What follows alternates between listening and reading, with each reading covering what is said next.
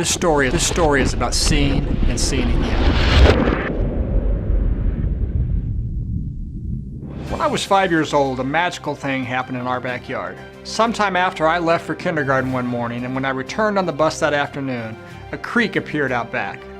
It was not until I was a little older that I would find out that our new creek was actually a trench that the plumbers had dug while trying to repair our septic tank.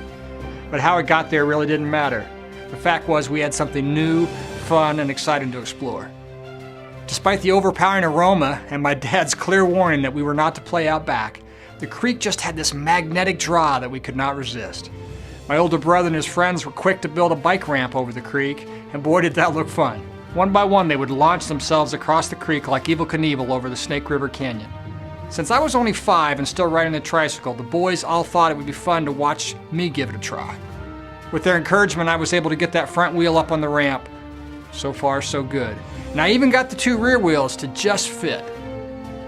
I made it about halfway across the creek before the rear wheel on the left side slid off the ramp, launching me face down in a sewer-filled trench. By the time I made it to my knees, my brother had already gleefully sounded the alarm, and my dad was on the way. I have a clear memory of him grabbing me by the back of my shirt and dragging me out of the creek.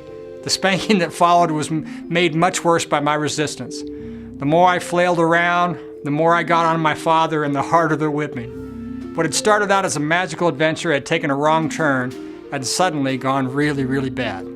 So what kind of wisdom can we gain from this story? I guess that depends on your role in the story and the lenses you're looking through.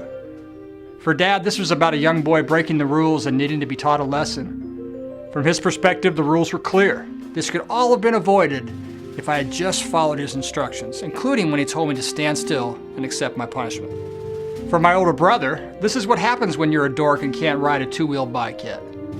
And by the way, it's also why his little brother should stop following him and his friends around and trying to do everything that they're doing. As for me, my thought runs towards seeing and seeing again. Upon first view, I think the learning could be that prevention is preferable. If you can erect some barriers or help people truly understand the dangers, you probably should. On second glance, it occurs to me that some things you just have to experience for yourself. No matter how many warnings we receive, some things we just need to learn on our own. A deeper look brings me to the realization that we all step in it or fall in it sometime.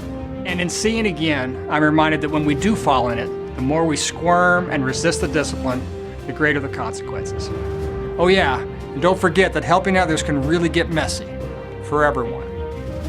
While this story could be about a little boy who used his imagination to turn his backyard into a jungle, or about a dad who was just trying to get through the day, I see it as a story about life and about servant leaders. The reality is we all step in it from time to time. What's required at times like this is a firm yet gentle hand to lift us out, clean us up, and set us back on our journey.